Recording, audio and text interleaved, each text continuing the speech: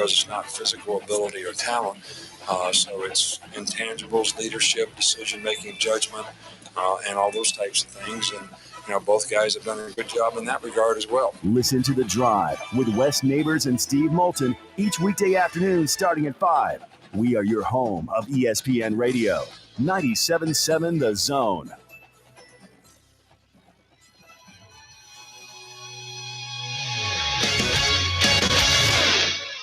I'm here with Thomas from Talent Heating and Air. With the temperatures going up, now is a good time to get your heating and air system looked at.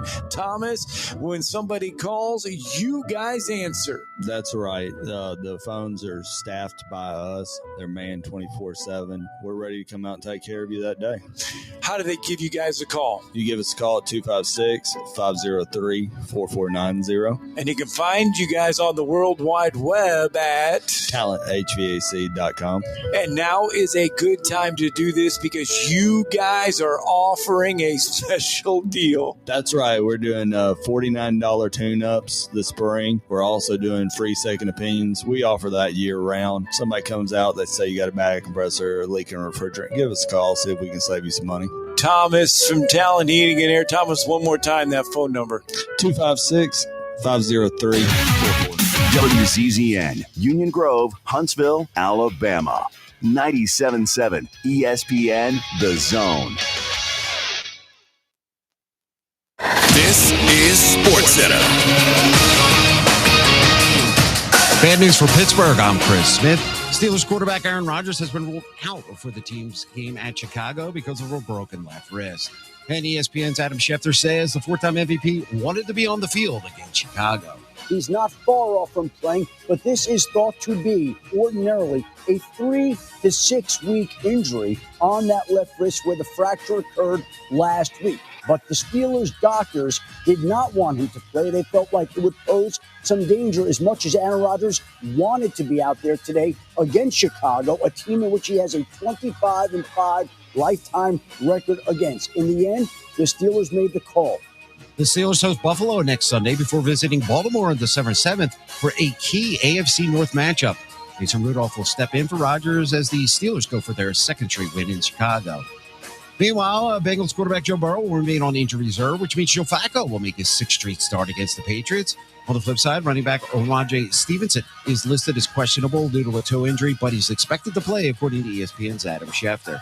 Schefter also reporting that wide receiver Xavier Worthy, who is listed as questionable due to an ankle injury, is expected to play against the Colts. Meanwhile, Falcons head coach Raheem Morris acknowledged that Atlanta now must begin to make quarterback plans for the 2026 season, with Michael Penix Jr. about to undergo surgery to have his ACL reconstructed. His recovery is expected to be about 9 months, sources told ESPN, which would put Penix ready for the start of the 2026 season, but there's no certainties, especially for players who have injured both ACLs. Hey, it's Michelle Smallman, and coming up Monday, the 49ers and Panthers are both fighting for a playoff spot in the NFC. I'll tell you why both these teams have so much riding on this matchup. It's on Sportsmanlike, 6 a.m. Eastern, right here on ESPN Radio, ESPN2, and ESPNU. 97.7 ESPN, The Zone.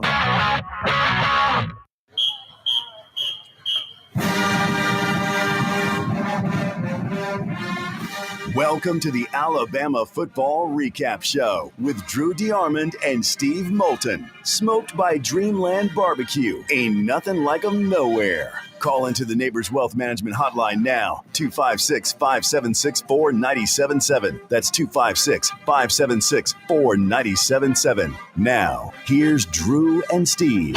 With LaCrue working from the pistol. Play action, pressure coming, and he's going to get wrapped up and brought down back inside the 20. Tim Keenan III almost took the handoff there. Play action, rolls to his right, fires back across his body. It's off the receiver and into the hands of the DB, Deshaun Lee. Great concentration on the part of the Bama quarter. Darius Smith had it, bobbled it, and then Deshaun just took it right off his back. So the tight defense with a takeaway early. Two tight ends offset to the right, two tight ends lined up on the right. I wonder what we're going to do here. Stretch handoff to Jam, goes up the gut, gets into the end zone. Touchdown, Alabama. Single setback is Hill. Simpson handing it off to Daniel right off the gut. He walks into the end zone. Touchdown. Untouched from 7 yards. Daniel Hill scoring the second Bama touchdown of this opening quarter. Panthers will punt it away. The first one covered 55 yards. And with pressure coming, it's blocked. Bama got a hand on it. A scramble for the loose ball, and the Panthers recover, but the Tide will have it inside the 15. Keon Keeley is the man who came in, got the block, and the Tide takes over again in great field position. They'll also bring a man near side. They dump it down to Riley, who's got it at the 10, at the 5, stays on his feet and got to the 1. Kevin Riley, the second-year freshman out of Tuscaloosa County High, a nice 23-yard pickup. Edwards and Lindsey, the two tight ends in the game with two wideouts right. Riley in the backfield to the left of Simpson. Gets it from the pistol, hands it off to Kevin right up the gut. He is 3 yards in before they touch him. Touchdown, Alabama. The Tide now with a 20-0 lead with 10:04 to go in quarter number 2. The snap goes to Wolf. Pressure coming, and he's back down at the 31. Bray Hubbard recording the second sack of the game for the Crimson Tide defense. Waiting on the snap, gets it. Ty looking, firing downfield. Got a man. Mbakwe at the 5. Jalen cuts it back, trying to fight away, but can't. He's brought down at the 2. Simpson from the pistol again. Hands it off to Riley right up the gut. Walks into the end zone untouched for a touchdown, Alabama. 1:05 to play before halftime, and Bama puts it up to 27-0. And Deere lined up behind him in that formation. Now they shift him to his left. Handoff goes to Deere, trying to break a tackle and spin in, and I believe he did. Touchdown, Alabama. A.K. Deere getting into the end zone and giving Alabama a 34-0 lead with 11:03 to go in the third quarter. A lot of friends down there, just not from kickoff to final whistle. 35-0 Bama here. As stepping up is Mack. He will run it to the 15, to the 10. Mack to the 5. Mack to the corner. Touchdown, Alabama. Handoff to Young. Walks into the end zone. Touchdown, Alabama. 48-0 now the score with 7:34 left to play in this one. Zaniga gets the snap, hands it off to Deere, makes a man miss and walks into the end zone for an Alabama touchdown. Great read by Deere and good blocking up front. The 5-yard touchdown gives Alabama a 55-0 lead with 1:15 to go. Ready to tick away, and I think EIU is going to just let the final seconds tick away, and probably good for everybody. 55, check that, 56-0, your final. Those are the calls from Learfield. As a big thank you to John Abraham last week, filling in for me on my way back from Fort Lauderdale.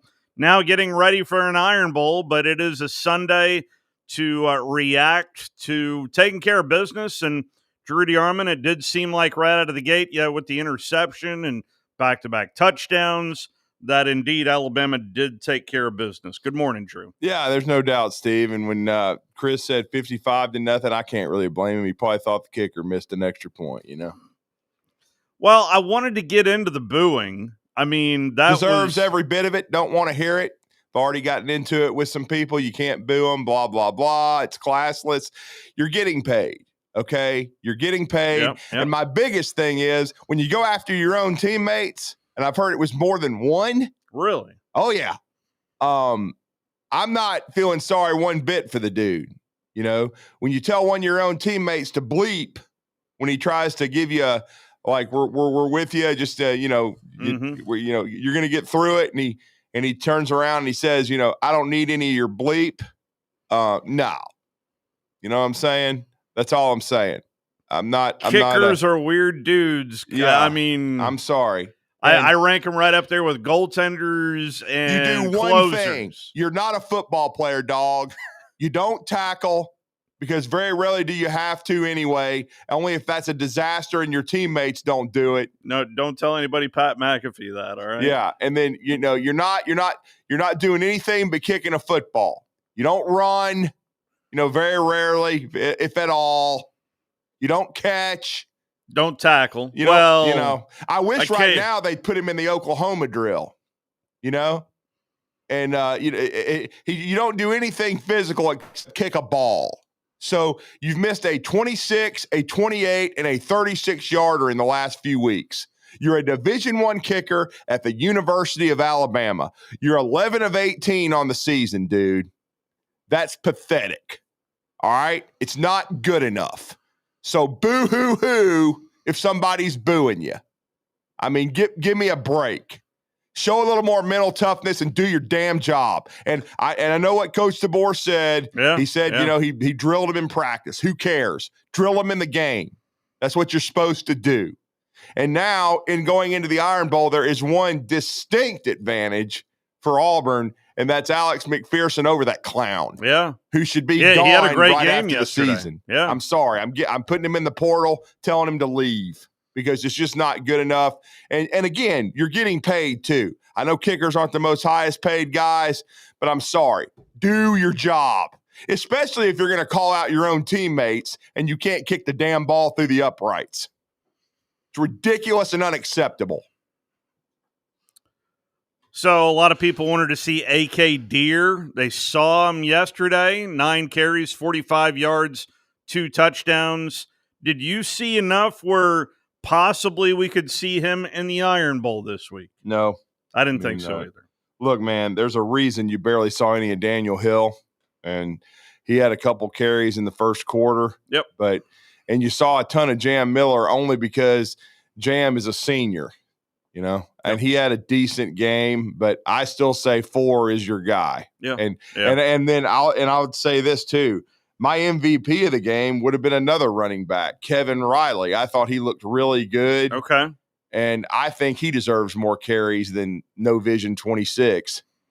I mean, I'm sorry, but Jam's a good dude, but he has 0 vision, and you know, and he's been struggling with blocking and and receiving and the other aspects of his game. So he'll see action in the Iron Bowl, but I'm sorry. Right now, to me, 4 is the story. And AK did some good things yesterday. He also bobbled a swing pass that probably would have been a big play. Ended up being barely any gain. But I think he was a little probably nervous to start the game, but then he got going. And then he actually scored a touchdown, the last one of the game. So myself would be exactly right on the prediction, which I really appreciated from AK there.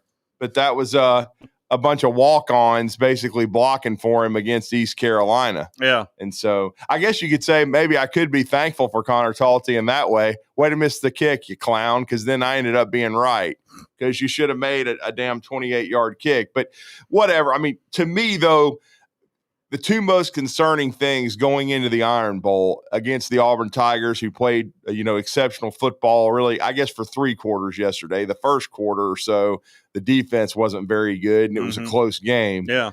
But would be the kicker, first and foremost, because you never know. Hopefully, you play well enough where you don't have to depend on him, where it's only extra points and he can make extra points.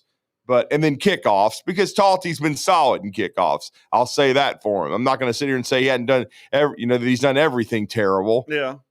But you got to me with Talty, you've got to be able to make 30 to 40-yard kicks. Now I'm not going to get on somebody for missing a 50-yard field goal or a 48, 49, 50. That's a tough kick. Yeah. But when you're talking about 28, 26, 35, 36, when you're talking about those kicks, especially, I think I saw a stat yesterday. He's 2 for 4 from 20 to 29. Completely unacceptable because that's basically an extra point. Yeah. I don't want to hear about, he struggles on this hash mark and he struggles on that hash mark. You do that if you're in high school and you're not a college kicker, okay? If you're at the Division I level, I don't give a damn what hash mark you're on. You better make that, or in this era, you're cut and you're gone. Yeah. Get on a Greyhound bus and get out of here.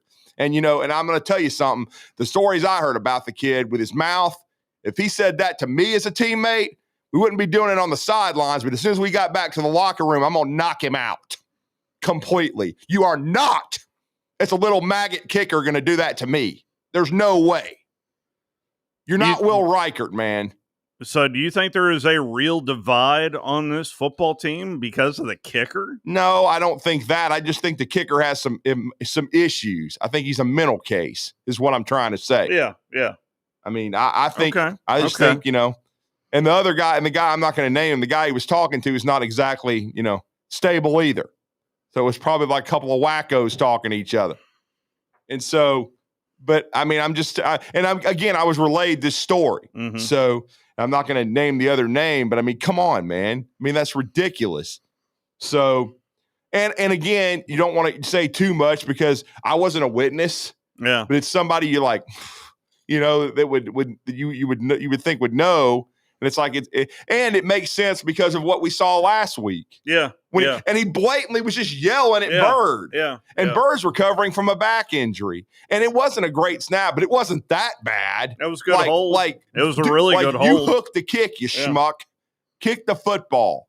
And this is the biggest game of the year because this is Alabama's season. You're either going to some podunk bowl or you're going to the SEC championship game with a chance to win a national title. And so that's the thing that would concern me. And the second thing, the biggest thing, is Ty Simpson's confidence. Because I didn't think he was great yesterday. I thought he was decent, and he did not have a good second quarter, in my opinion. And so your scenario, well, actually, you know what? Before I get into scenarios for the SEC championship game, Ty Simpson was 11 of 16, 147 yards, no touchdowns, 2 picks. What did you make of Ty's performance? Well, I think Kalen DeBoer said it best. I don't think he was patient. I think he was trying to push the ball down the field, trying to get himself going. But I don't – and in some cases he did take what the defense gave him. Mm-hmm. But there was he was very fortunate he didn't have 3 interceptions. Now, one of them I don't care. Like Kalen DeBoer said after the game, you're at the very end of the half. You got to throw it in the end zone. Throw it up there. Yep. See if they can make a great catch. If it's picked, whatever. Half the time those are knocked to the ground anyway. Mm-hmm. Who cares? That's not the one I'd be concerned about. But the one to the linebacker where he just didn't see him, didn't think he had dropped as deep as he did, that was concerning because that was the only chance East Carolina had to score. Now, Alabama's defense pushed them backwards, and then they decided we're not going to try a field goal attempt. We're going to go for a TD. We're already down big, and Alabama stopped them. And then he was fortunate, though. There was another ball that he threw over the middle where he overshot Latsier Brooks that almost was intercepted. What's going on with Ty? I mean, I don't know, man. I just think in some ways he's lost his confidence. I think he's banged up too. And if you notice, I mean, Alabama held a lot of guys out yesterday. Now, we did see one of my theories came to fruition, which was they would get Quay Rousseau's feet wet. And they played him a little bit. So he'll definitely be in the rotation against Auburn. But, we saw Yanze Pierre, but we didn't see Mekhi Hill-Green at all. We didn't see a ton of Deontay Lawson. We didn't see because you looked at it in most of the game. I'm like you. I was expecting that in particular. Well, yeah, that's the way this staff's going to, going to handle things. You saw another guy come back from injury and play extensively. Caden Jones, number 30. He's been hurt most of the year. That. Yeah, and then he played number 30. He played one of the linebacker spots. Luke Metz from Mill Creek. He's a freshman from Georgia. He played quite a bit at inside backer. So they were just – because they didn't play, Justin Jefferson much, if at all. They were just trying to hold some guys out. I mean, they played Bray Hubbard, extremely limited snaps, though he got a sack. He came in.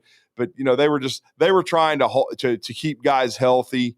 But they did play Tim Keenan a lot. But then, you also had seniors, so you wanted to play the seniors, because it's senior day. Yeah. But they held some dudes out in order so they'd be healthier.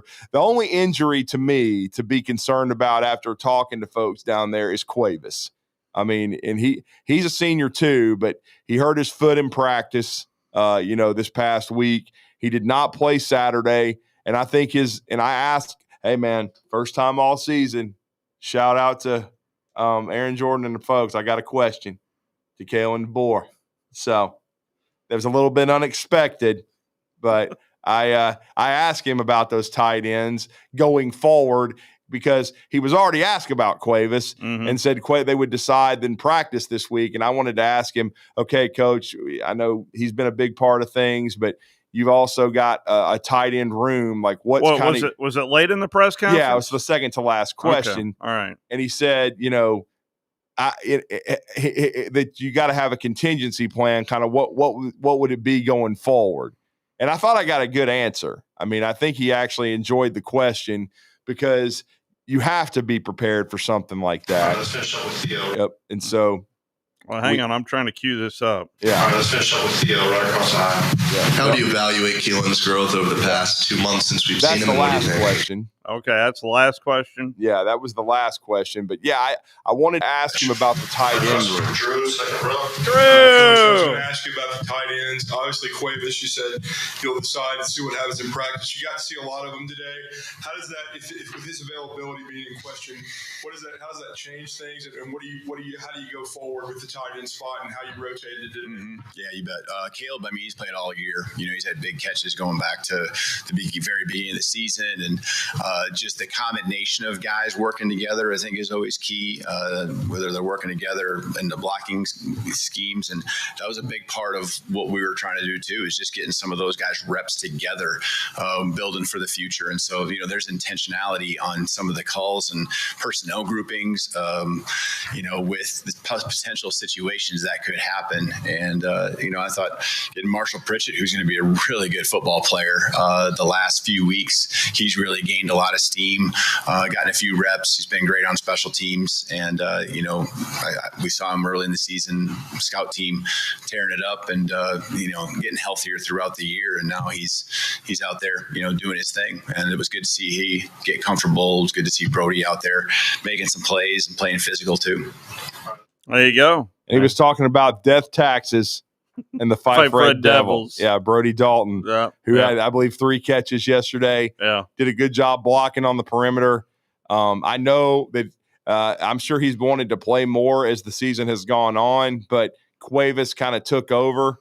And then Caleb Edwards is a true freshman who, by the way, Caleb Edwards didn't get there. He didn't go through spring, Steve. He didn't get there till June. Okay. Because he's from California. So, but he immediately showcased some talent, and he's made some plays. 6'6", big kid, no doubt about it. But I thought it was interesting what he said about Marshall Pritchett, because Pritchett got a lot of playing time yesterday. He's more of kind of an H. He's a little bit of a smaller guy. All right. He's probably going to be the replacement for Cuevas, I would say, because Caleb Edwards is more your inline guy. But there's one thing Brody Dalton can do if you're from Fife, Alabama, and that's block. Yeah.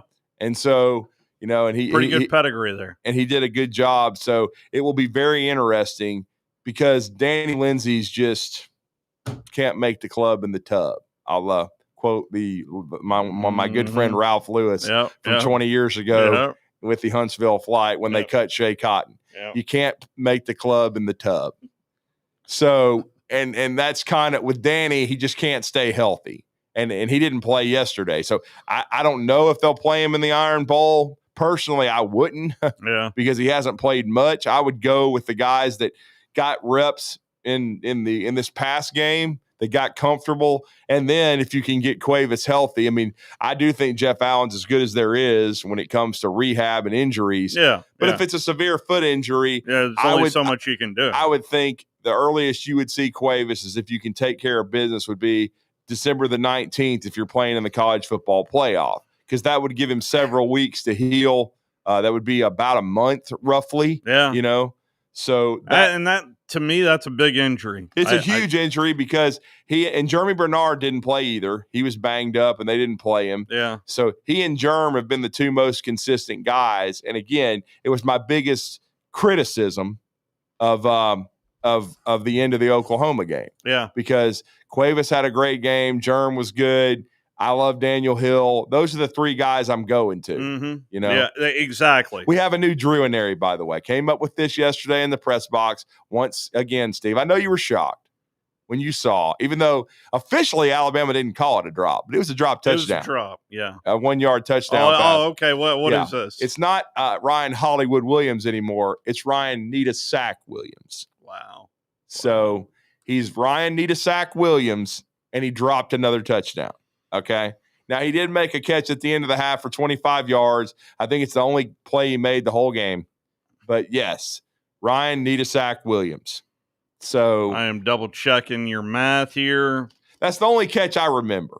I mean, yes, he was targeted 3 times, caught 1 ball for 25 yards. The other target was intercepted. The interception by the linebacker. I wasn't going to say that, but you did. This is the Bama Recap Show, smoked by Dreamland BBQ. He's Drew DeArmond, Steve Moulton here with you. So I think the Cuevas, that is very significant because honestly, if you step back, what we've all seen from the playoff committee, I mean, Alabama, if they win the Iron Bowl, they're in the SEC championship game. Now that's official because of that is Vanderbilt official. Smoking Kentucky. All you have to do is beat Auburn. Right. You're in the SEC championship game. Correct. And I don't know if that's a good thing. Well, what I was hearing down there yesterday is most people thought that it would be definitely to their advantage to play in it. First of all, you got a chance to win it. If you win it, you're definitely in it. Yes. And then, but if say you play a hell of a game against, I'm just going to throw it out there, either Georgia, who you beat already, you're going to play a top 5 team. Okay, maybe a top 3 team. Regardless, there are 2 teams that control their own destiny. It's Alabama and it's Texas A&M. They both win, they're in. And if Texas A&M loses to Texas, and we'll know this Friday night. Yeah, and it'll very, very likely, regardless of what happens against Georgia Tech, which we can get to that in a second. I couldn't stop watching Alabama, that game Georgia. yesterday. Well, I could not stop watching that. I didn't get a chance to see any of it, but we kept hearing the update in the press box, and we were like, "Good God!" Like 14-0, 21-0, 28-0, and then 21-14 at halftime. Anyway, so your other scenarios, just so you know, Georgia needs Alabama to lose or Texas A&M to lose. Right, either one. Right. And I told you both Alabama and Texas A&M. Now, there is a scenario for the Aggies to get in with losing, and that would be Alabama losing and Ole Miss losing. Ole Miss needs to win plus Alabama and Texas A&M to lose to get into the SEC championship game. So your odds-on favorite, I think, is going to be Texas A&M and Alabama to make the – And how bizarre could it be if that happened for Ole Miss and they had an interim coach coaching in the SEC championship game? Do you want to get into this now? I mean, do you I really? was listening to Moscona last night at midnight.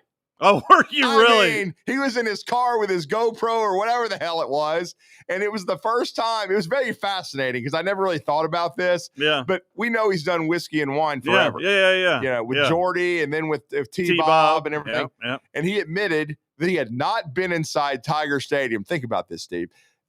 Moscona is as smooth as they are. He's as good as they are. Yeah. He had not been inside Tiger Stadium for a game since 2017. Okay, I buy that. Because of I never really and thought wine. about it. I used to think he left at halftime. Well, it's like Tony Basilio. I bet he is. Well, I thought he left at halftime, and then he went to the location, and then they started watching the rest of the game, and then they would recap it. Because he's got that folder, and he's writing down everything. Yeah, and so going through the game flow, because they were joking with him about the game flow yesterday, and so. As he put it, I had to be there last night because of board of trustee members, athletic directors. Western Kentucky made that interesting really late. Oh, I know. President Roos. And trust me, I love Matt. He did not mince words. He said, this is a terrible football team. And he was talking about LSU. Yeah. He's like, they're terrible. They're at Oklahoma this week, and then he said about 5 times, they're probably going to get shut out next week. That's all he kept saying. You're fighting Tigers, don't stand much of a chance. I mean, and so he's like, he basically said they're terrible. Yeah. I mean, they're going to go to some meaningless bowl game. Yeah. But but he's and then he updated everything. He still believes that Lane Kiffin is coming, but he had the caveat. He said there's other things that could happen. He goes, look, I've been through this before.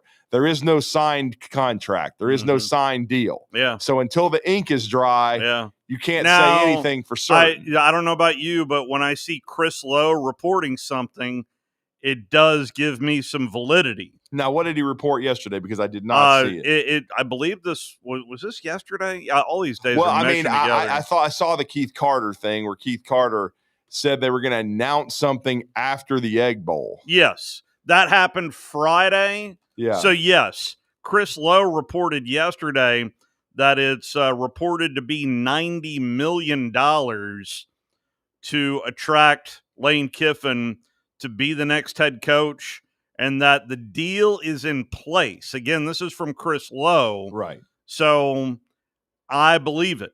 I believe it. Now, whether or not he's actually going to go is another story within itself. Me personally, I think he's staying. I know I'm out here on it feels like I'm on an island. I thought he was for several weeks. Then I thought for several days he was going to Florida. But Florida, as usual, botched it. And so, but as Matt said, you can't say there's 6 days. He goes, that's an eternity. He goes, could Florida make another run? He didn't. He said it was very unlikely. I think he said 15%, 20%, something like that. Did he? Very not very likely, but not impossible. Yeah. And then he even intertwined Alabama into the conversation, which I thought was interesting.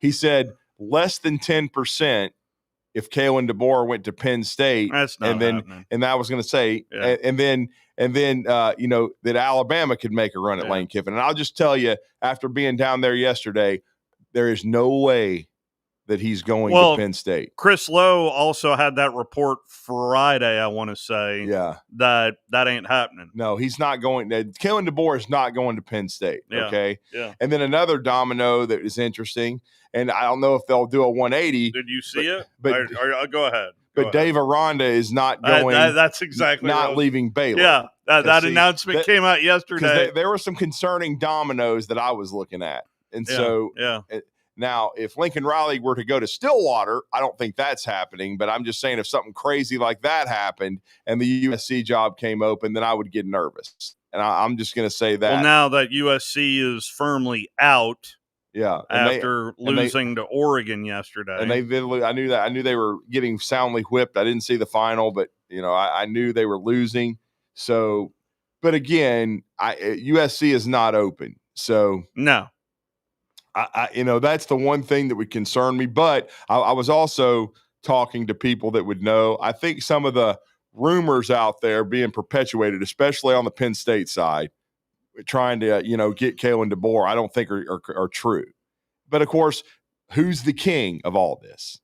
Jimmy Sexton. Yeah. Like I told someone brought up, well, I'm sure Kalen's agent's trying to get him a raise. I was like, it's Jimmy Sexton. Yeah. He holds all the cards. Yeah. So just like with Lane Kiffin and everybody else. So, and then it's going to be very interesting because I do think John Summerall is at the very top of the Auburn search. He is. But yet he could be at the top of a couple other searches. Oh, yeah. Yeah. If jobs come open. Now, I don't think it's Arkansas. Here's the interesting thing. I know you got some intel on Arkansas. Yeah. And I did you pursue that information? Well, I ran it up a tree of a couple people. Yeah. And, and one of them did not know, had not heard, but I was like, look, that supposedly with the way this search is unfolding. Yeah. And his ties, which his father is DC. He was a walk-on fullback. He went to Fayetteville High School. Mm-hmm. He's had a lot of success this year as a coordinator. I mean, and look, They gave up the least amount of yards yesterday. I know it's a terrible team. Trust me, that team was terrible. Yeah. But I don't care. They gave up 34 yards. Okay. So hard to do against air. Yeah. So, Kane is, I have a feeling, is very high up in the Arkansas search. Yeah. So, and if he goes, then that opens up a coordinator job at Alabama. And so we'll see. But I mean, that, and that, what I mean by that though, is John Summerall, his name was mentioned early on, but it's not. I don't think it's in the mix there. The job, the jobs that I would watch, now I will say, according to Matt, who is as plugged in as anyone, here the interesting part is who the backup plan was if Lane Kiffin didn't take this job. And I'll paraphrase Matt. I just hope to God this doesn't happen. And supposedly it's Coach Drink. And then John Summerall is part of the next tier of candidates. And he was mentioned. I mean, take this for what it's worth, but I'm hearing more and more about Eli going to Penn State than any other place. Well, and I still think he's don't discount the Gators here, because the Gators are going to have to move on from Lane Kiffin very likely. Yeah. So where do you go? You know what I'm saying? Yeah. And so I still think Drink, and I ran up some flagpoles about Drink, and I got pretty much consensus agreement that he'll be on the move somewhere. Yeah. Now, Penn State or Florida. But he just like he and John Summer. Where would you go? Where would you go? Penn Drink, State or Florida? I'm going to Florida because I'm in the middle of a hotbed in recruiting, and I'm already proven myself that I can recruit to Missouri. I'm going to Florida, and if I can keep most of that roster intact, yeah. I don't. And if you don't think you can save Lagway, who gives a crap? You can go find a quarterback. Yeah, and you might even bring Ahmad Hardy with you, or if you can keep Jaden Ball, because I think miraculously Jaden Ball will rush for 1,300 yards next year under Coach Drink. Yeah, but I just think if I were Drink, it's a tough call. But I think I would go with Florida if I got the NIL guarantees. And trust me, they had good NIL under Billy because they have good players. They did. Yep. And so they beat Texas. Because if I'm who hasn't. But anyway, if I were Coach Drink, I would go to Florida. I'm just going to stick to what I've been saying. Steve, you know what I've been saying since Atlanta, man. I've been saying Drink would be the guy for the Gators. You've been saying it for a long time. Yeah, I've just watched him enough. And by the way, Texas beat Arkansas yesterday. 52-30. Who hasn't beaten Arkansas this year? I mean, Trey Biddy, God bless him, man. Did you see the walk and talk? I did. I had to watch it. The walk and talk. I mean, he has now reached the point of apathy. He just wants it over. He wants to play Missouri tomorrow and just get this over with. I mean, he just wants. Is that a Friday game or a Saturday? I think it's Friday. Usually it's on Black Friday. Yeah, I'm going to look this up here real quick. And so I think it might be a Saturday game. But it's usually on Fridays. It's Saturday this year. Is it Saturday? Saturday afternoon on the SEC network. Okay. Well, sorry, Trey. No, and then of course the Egg Bowl. The Egg Bowl, is it on? It's on Black Friday. It is on Black Friday. That's an 11 a.m. kick on ABC. Man, I wonder how fast Lane will be out of town after. And could you believe Knox Kiffin? I could not believe what he did. That was unbelievable. Now, I saw the tweet that Lane put out Friday night that said Legends. No, he showed up to his high school football game in warm-ups with LSU headphones on. I didn't know this. Yes. Wow. I mean, like father, like son. Just doing that to people. Knowing you're being watched by everybody. So I guess the first couple of LSU is still okay with Whit Weeks and Landry Kiffin. I guess. I mean, would that not be the couple of the royalty of Baton Rouge? And let me say this about Kalen DeBoer. I've been able to cover him now for 2 years. He is a good dude, and I think he's genuine. I think he's really close to winning at Alabama. And I mean, I'm talking about winning elite big. level winning is what you're talking about. Yes. And trust me. And there are so many freshmen that are playing a big role on this and they're team. getting better. And I'll quote Wes Neighbors about getting better. Yep. I mean, and yet I will say the offensive line is average. Mm-hmm. The running back room is average, and some may even think not even average with some of the guys that have had to play. But it is what it is. And then the wide receiver room has been a small disappointment. Jerm has been great, but Horton has been and then Ryan Williams has not been great. He's just been decent to good. Slump. Decent to good. Sophomore slump. I mean, I'm not going to say horrible. Oh, yeah. But he's just not – he has not been what you're paying for. Let's put it that way. You can say that now. You have to. Like, you're paying him like he's a Heisman candidate, and he hasn't been. Yeah. It's Nita Sack Williams. You know what I'm saying? I mean, I'm sorry. He just hasn't. Now, Cuevas, he's developed into a really good tight end, but now you may be without him. And so what's going to be the key in this Iron Bowl? And, trust me, they were working on Auburn last week. And Auburn, now, of course, we know Deuce Knight went crazy yesterday. Yeah. And I had people, messaging me, man, this new quarterback, he can really run. What's Alabama going to do? I was like, they're going to watch him stand on the sidelines because Ashton Daniels is going to start. He is going to play. As much as Auburn fans want to see it, it ain't going to happen. I think you're going to see Ashton Daniels. Well, it's just like A.K. Deer. It ain't going to happen in the Iron Bowl unless people get hurt. They're not going to put A.K. Deer in the game in a meaningful snap in the Iron Bowl. They're just not yet. Maybe next year, but they're not going to do it in Jordan-Hare Stadium. So, and Ashton Daniels had a great game 2 weeks ago. There's no question. But I will say this, though. Now you have film on him. So at least you – and what I'm trying to say is there's only been one game this year but after Florida State, you got to say Florida State because they just weren't ready to play. Yeah. But where Alabama got out-coached in situational football, and, Venables won. Oklahoma, Yeah. So they're going to have to out-coach Auburn. Yeah. Okay? You're going to have to give them some things that, it kind of reminded me of maybe the 2001 Iron Bowl. Remember, Andrew Zal was hadn't started all year. And they did some things, and Auburn wasn't ready. Yep. And then the next year, it was mainly because of Fraud Phony being halfway out the door. But, with Trey Smith, and there was no Cadillac, no Carnell. Yeah, Trey Smith went off. Went nuts, and Auburn won 17-7. Yeah. So, but you're going to have to out-coach Durkin and this staff, okay? And it's different because their offense is more productive now. Yeah. But I will say this, Alabama's defense is playing really good football.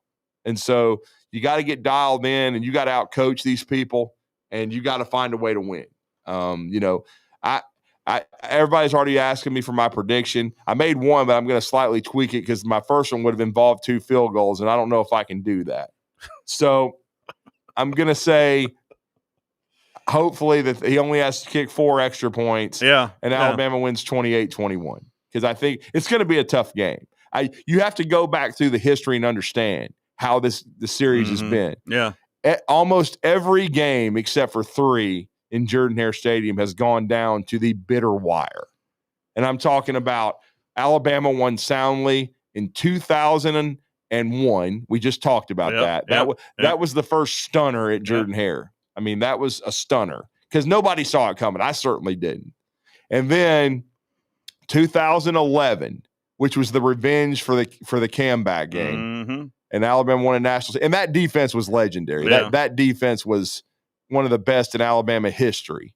And then in 2015, when the King ran all over Auburn, and even though the whole year we were saying run the damn ball. Well, no, that was the game where they allegedly saturated the field, allegedly grew the grass way tall, trying to stop the King, but they couldn't.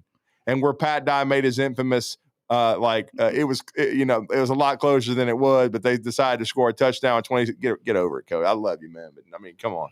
But but Alabama won that game. The rest of them have all been, epically close, except for Auburn did win soundly in 2017. And then ironically, Alabama still won the national championship. They did. But I think Auburn won by 2 touchdowns. What was his name? Hurts. But anyway, he didn't play well. That was the worst game.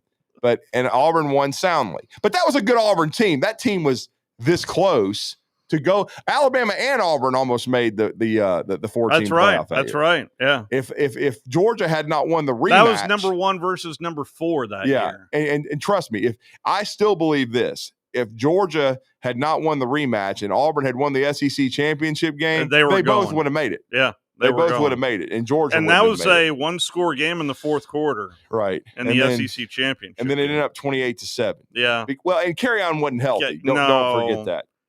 He was not. He was player of the year that year, had a hell of a year, and just got hurt in the Iron Bowl near the end.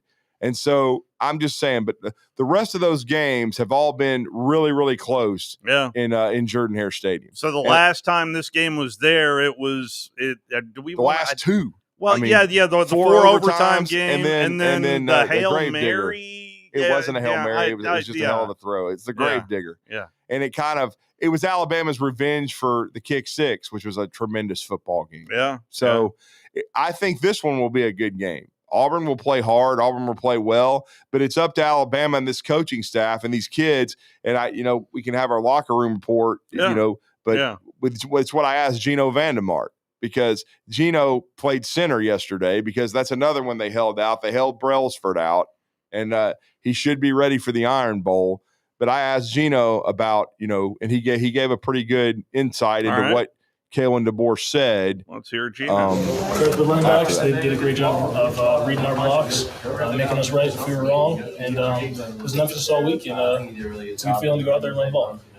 As an offensive lineman, especially, in what ways do you enjoy being able to have a game where you just dominate a game like that? I just like seeing that guy and the other guys in his room that are working so hard all year to get that game going. As an offensive lineman, that's what I want to do. Some guys make jokes, can't give up the sack on the run play, so love running the ball. Love getting those guys paid. Sorry, Jan's behind the cameras for context. What went well, I guess, up front to allow you guys to create so much space? Sorry, I think we did a good job of just understanding the game plan, really taking coaching throughout the week, fitting up our doubles well, communication at the line of scrimmage. I think that was a big emphasis for us too.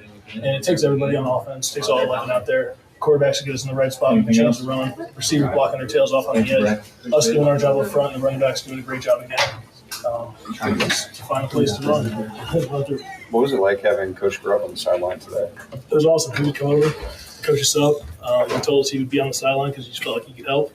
And I think he did. It was a big positive for sure. And then being a former offensive line coach too, does that add anything for you guys? Yeah, he knows what he's talking about when he talks about offensive line play.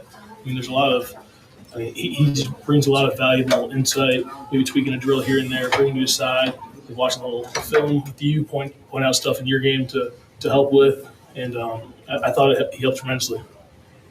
For those people who have never experienced the Iron Bowl before, those younger guys that are about to see it for the first time, how would you describe it? I don't know. You can ask me tomorrow. It's a 24-hour rule. Gonna enjoy this one today. Go hang out with the fellas and enjoy this one for all the guys that got in. Are there any emotions knowing senior day probably just played your last game in the stadium? Yeah. No. I don't know if I've only been here for 2 years. I'm a transfer guy, but probably. What an honor it is to represent this university and play here. I was getting a little choked up with my family on the sideline a little bit, or on the field before game, taking a picture. College football went by fast, man. The days are long, but the years are short. And it's a special ride for sure. How much did it mean for some of those guys who don't always get out on the field to get to play, especially the seniors today? It meant a ton to me personally. That was what motivated me through this week, as well as obviously getting better at football and running the ball and being a better football team than we were a week ago. But that was a huge thing on my mind this week for sure. How would you explain the team's communication on the sideline and how they responded to this? I think we did a good job. I think we've done a good job. I think we've gotten better as the season's going on. Of using the information we're seeing on the iPad. Somebody turn on a television. Maybe the defense is giving us a different look than they presented throughout the season. Coach Sheridan gives us this coaching point. It's either you're sending a message or an invitation for how you handle different defensive looks. So teams will attack what we haven't done well, or add a little wrinkle that we haven't seen before. So it's good for us to have the iPads on the sideline to be able to use the information that we see and make adjustments, maybe a little scheme change. We'll go to this run. We'll do this instead of that. Stuff like that. I think it's very valuable. Yeah, get some snap work in. As obviously with Parker out, but how did you feel to get back in that role and what you see? It's fun. It's the only position on the offensive line you get to touch the ball, so that's definitely fun. It's tough to fill Parker's shoes, but I've been working on it for my whole career. I'm a versatile guy. Some of those younger guys get in today. Some of the guys I was upset that I couldn't play next to Parker. I love that dude. He's a great football player, but it's just fun to get out there and play some center. And Gino, you guys have worked hard all year, and your goals are all still in front of you. Do you guys understand what's at stake next week? That you guys can reach one of your big goals, winning in Auburn? I think Coach DeBoer said it best. If we told you guys at the beginning, this is what he told us at the beginning. If we told you guys that you're one game away from going and competing for everything that we hope for and work for all year long, everybody, you'd say yes. So, there's definitely motivation. That is Gino Vanderbilt. And that's the way it should be looked at. I mean, and this will be Coach DeBoer's maiden voyage on the road. He's already coached in one Iron Bowl, won it 28-14 last year. But the first thing, they've got to clean up the turnovers. They have, been cutting the penalties down. Yet again, they cut the penalties down, yesterday.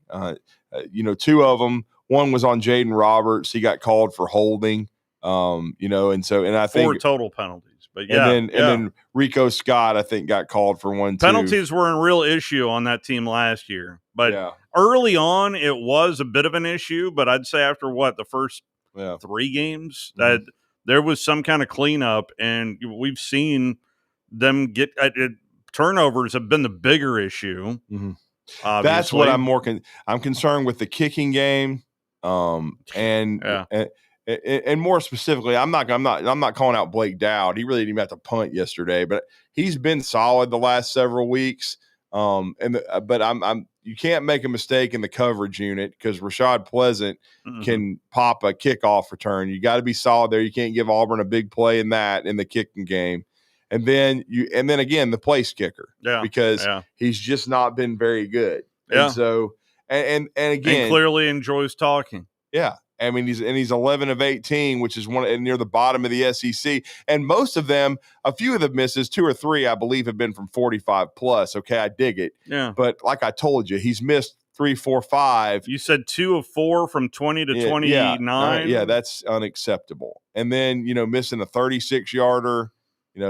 He's missed 4 or 5 kicks that are extremely makeable. And if you make those and say if you're 16 for 18, or 15 for 18, that's a hell of a lot better than what it looks like right now. Yeah. And then the last few weeks just have not been good. Now, in Talty's defense, if he can get his head out of his rectum, shut his mouth, and do his job, then there's no question he can make people forget it if he has a good Iron Bowl. If you drill a couple of kicks in the Iron Bowl and your team wins and you go to the SEC championship game, okay, you're not getting booed anymore, dog. But I don't want to hear about this mental health crap. I know that mental health is a real thing, but with this kid, I don't want to hear it. So do your job. We do need to take a timeout. I think I saw Brandon call in, and he's on hold right now. But something else to keep in the back of your mind, which I can't believe I'm saying this out loud, but I think this is real. I especially after 3 weeks of the college football playoff poll, if Alabama loses the SEC championship game, I think there's a real opportunity that they're not going to be in the playoff. Well, and I don't believe I'm saying that out loud, but the way this playoff committee is talking, at least of what we hear, I think that's real. And maybe that's wrong. I hope it's wrong, but you had to love Notre Dame running up the score yesterday, trying to impress some people too. Yeah. That's why I hate Notre Dame. I hate them. Hate them as much as I hate Tennessee. Bunch of piss ants. Well, but you know what? I would like to salute Big Vol Daddy. I was thinking about you yesterday, Big Vol Daddy. It's now yesterday marked 1 year since his passing. And if they were ever going to beat them, they needed to beat them yesterday, man. And it was a beatdown, and a beatdown indeed. I mean, we tried to listen to some of it, and after the first 2 drives, it just felt like Florida was done. They were. That thing was 28-0 at halftime, or no, 31-0 at halftime. They weren't going to. They weren't even fighting. It was the gate. And now it's just. And by the way, before we go to break, Steve, breaking news from Ross Dellinger and Matt Zenitz. All right. Hit me. This is a little surprising. Mike Norvell will return as head football coach of the Florida State Seminoles. Well, the way Hunter Yurchek was talking, I thought Florida State was going to just get rid of the football program altogether. Oh, I know. And Alabama lost to Florida State. I know. They lost to Florida State. When's the last time your football program won a game, Hunter? 1 game. Just 1. I mean, you're driving Trey Biddy to the brink of insanity. You're so bad. I mean, 28 minutes ago, Josh Pate tweeted out, "I know where Lane will be in 2026, and all I can say is wow." Yeah. Watch him go to Penn State. That would be so Lane.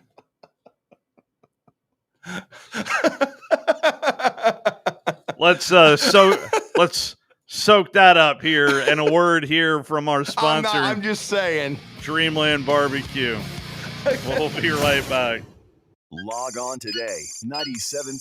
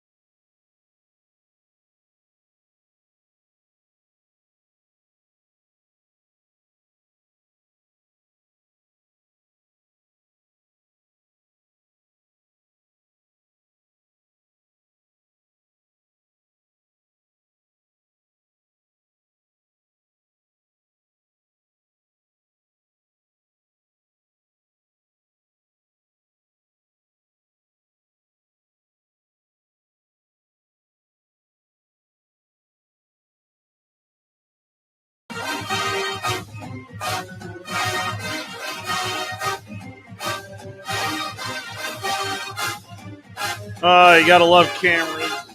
Cameras. It's not just about radio anymore, ladies and gentlemen. I don't know. If you're watching on WZZN TV, you know what, Brandon? He's on the phone lines. I need to turn your my bad. It's all right. He might be in his car. He might be watching WZZN TV. What's up, Brandon? What's up? Does anybody know if Lane was singing karaoke with a house band in the parking lot anywhere last night? How the hell do they find that stuff? I saw it. Where do they get it? I have no idea. Like that to me blows my mind. It's some good stuff. It's entertainment factor. I mean, I just never seen another head coach do that, I don't think. Well, I haven't seen him do a lot of things. I mean, look, there's a meme out there about burning the popcorn for a reason, man. I mean, I completely understand.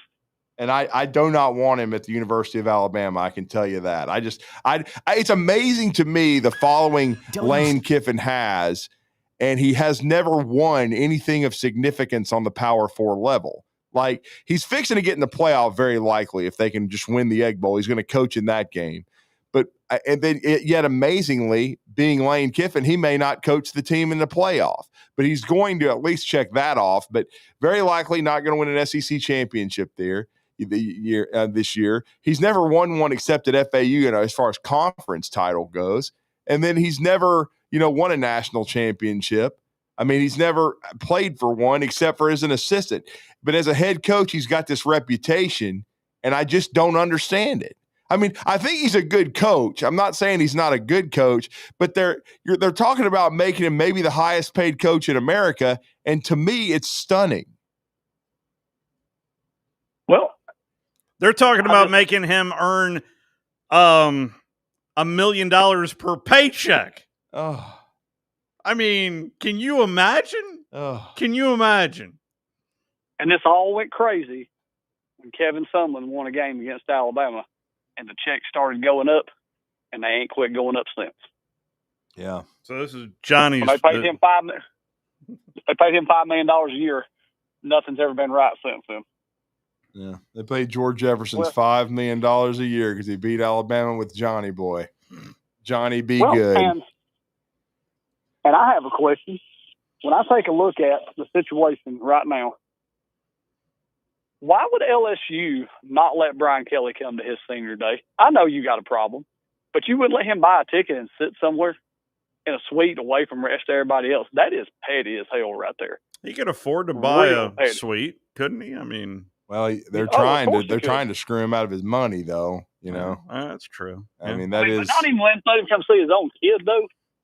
I mean, that's pretty dumb. Like, I got a serious problem with that. Like, you got to let dude come see his kid, whether you like him or not. So, our kicker. If he'd have been on that team with Jonathan Allen and Ronnie Harrison and all them, Reuben Foster, I don't like his have chances, man. I think he would have been on the injury report for a mysterious neck sprain. Yes, I think it would have been very bad. If you're missing kicks against that high school team we were facing, there's something wrong with you. Your crap's not right. You need to pay attention. You need to be doing something. But something's got to be done. I mean, I understand you might have a missnap. Something might be off a little bit. Something happens and it throws you off. I can have a little bit of forgiveness for that, but I can't have no forgiveness for that crap that happened yesterday. There is absolutely no way. You know, I've seen some kickers before miss kicks, and I didn't get mad at them, and Steve will know this name. Matt Bryant played for the Falcons. Yeah. The guy was like, I'm going to learn to be tough. So he started taking mixed martial arts classes and all this wrestling and stuff. And if you come at him, he was going to spider monkey you.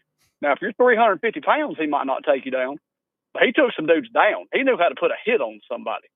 And had a lot of respect for that guy. But this Talty dude, I don't know where we got him at, but whatever they do, I hope we don't see him back next year because he just ain't got it. He ain't that guy. I posted that. And then I even told some people in the press box I had Brett on the phone to Greyhound. Like, get him out of here. On the phone to Greyhound. I love it. The gray dog. Very, very, very interesting to see what is going to happen right there. I mean, very interesting. I'm just going to hope. That's why I had to tweak my prediction from 27-21 to 28-21. I mean, I hate to do that, but I just don't. So you got to make it an extra point. Is that what you're telling me? 4 extra points. 4 extra points. I just can't. I can't. Oh, count 4. On you got to make it 4 extra points. Yeah, but I just can't. I can't count on him to make 2 damn field goals. I mean, I hope if he has to, I sure as hell hope he's going to. Yeah. For his sake, and then for so Alabama's. You want McPherson to hop into the portal and hell, they've got one right now. It's a senior man, a 57-yarder. They grow them on trees in Fort Payne. Come on.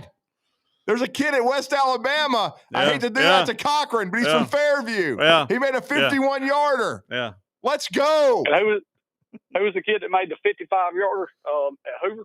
Oh, yeah, that kid too. He followed me. Oh, did he really? Who wouldn't want to follow? By the way, man, when I was ripping Connor Talty, you're not going to believe this. I looked up his Twitter account, and he follows me. Lord.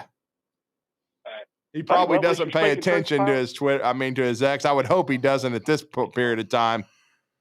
I mean, good Lord. But the best way to amend it is to do your job and go out there and kick the damn ball through the uprights. Yeah. It's very simple. But can we give Lane Kiffin an award? Oh, he's getting an award.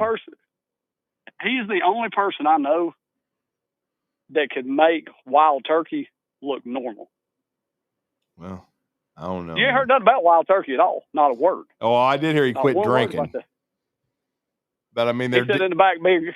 Yeah. That's crazy. Yeah. I mean, But in Ole Miss, they've done a hell of a job. I mean, that's why he's getting all this interest. But I still am stunned at the fact that they want to make him the highest paid coach in America, and people are just stumbling all over him. Now, I will say this. Nick Saban has helped that because Nick Saban hired him. But don't forget, Nick Saban fired Remember him. how that ended, too. Yeah, that's what I'm saying. Remember how USC ended. Remember how that ended? Remember how he left Tennessee? All right, I did tweet that out. Are we going to see some random press conference like at the end? I mean, that thing was so awkward. Yeah, where everybody was throwing their recorders in the middle of a table. I watched it. Yeah. Oh, yeah. All right, Brandon. Go ahead, do Brandon. we see a college coach with the Falcons next year? Uh-oh. Could he do that? I wouldn't think so, though. Surely Lane Kiffin's not going to the Falcons. I think Ole Miss is a better job than the Atlanta Falcons. Right now, I would agree with you. Well, there's be interesting to see. Even though I do like the owner, but whatever, they just can't figure it out. No, they really can't. Yeah. Roll Tide, gentlemen. Have a wonderful week. Thank you, Brandon. On the subject of this week, it's the last week of the regular season. Rivalry weekend. It is the Egg Bowl Friday morning at 11 a.m. That's on ABC. Ole Miss is an 8.5-point favorite right now. Friday afternoon, you've got clean, old-fashioned hate. In the Mercedes. Are you going to that game, Steve? I don't know yet. Mercedes-Benz. I don't know yet. Yeah. Georgia is now a 12.5-point favorite over Georgia Tech after the Yellow Jackets just threw up on themselves. Now, okay, what does that mean now? Who in the hell is going to the ACC championship game? Oh, you want me to go through that? Yeah, I never really looked at it. All right. Let's see here. ESPN research.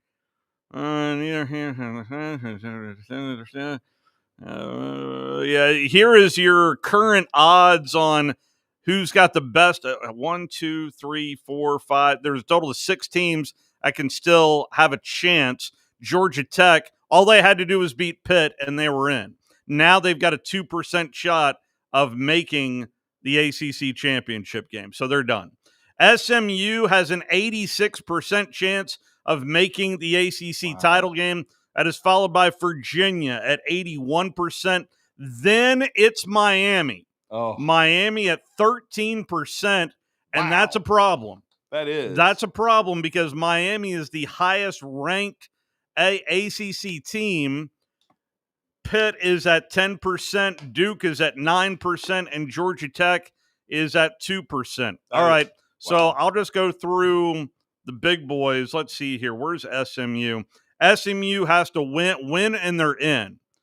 And the other factor is Pitt losing, and then plus a clinch tiebreaker over Miami, Georgia Tech, SMU, and UVA.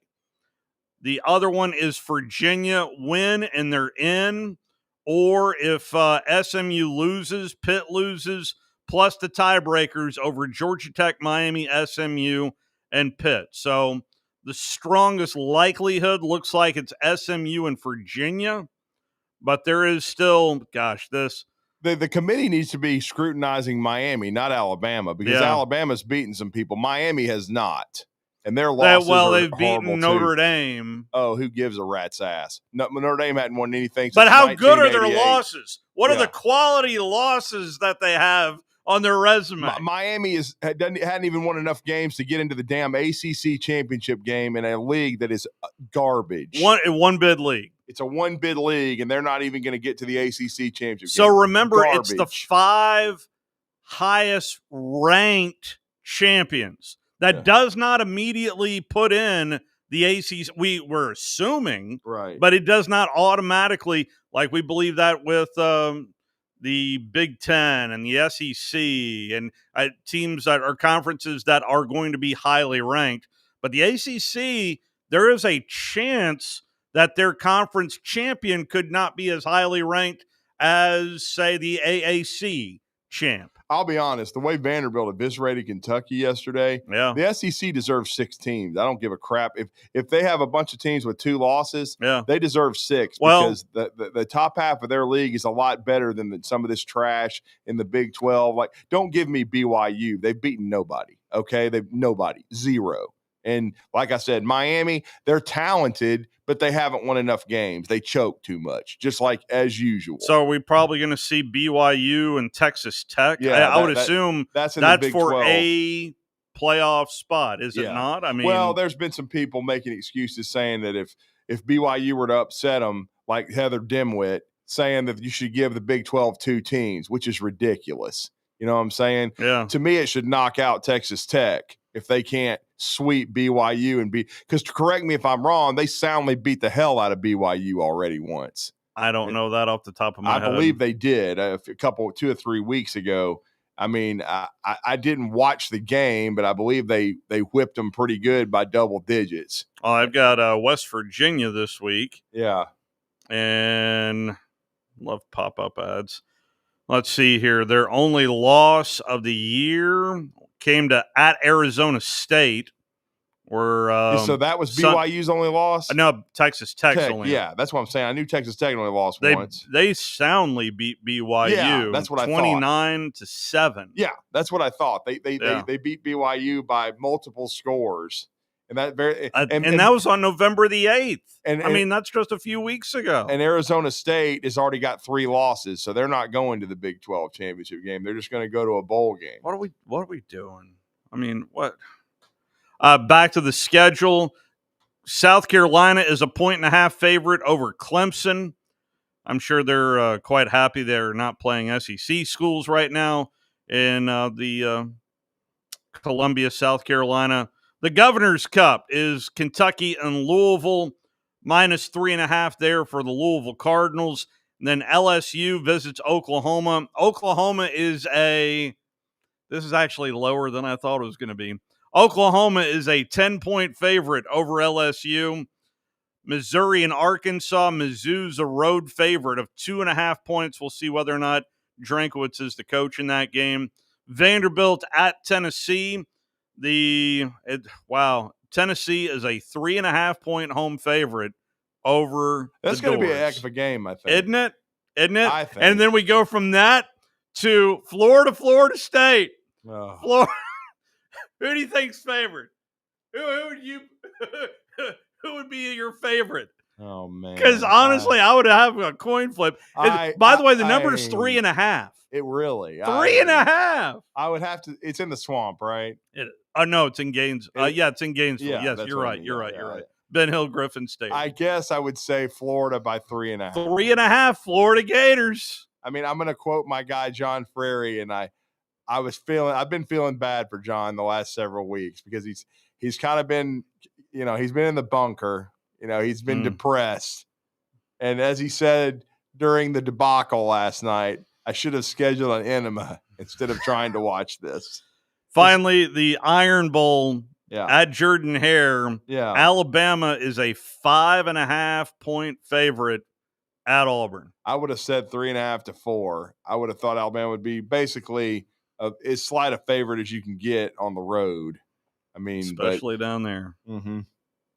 But again, Alabama's 7-10 down there. It's not like they're 2-15 or 1-16. Let's get with it. Yeah. I mean, I don't.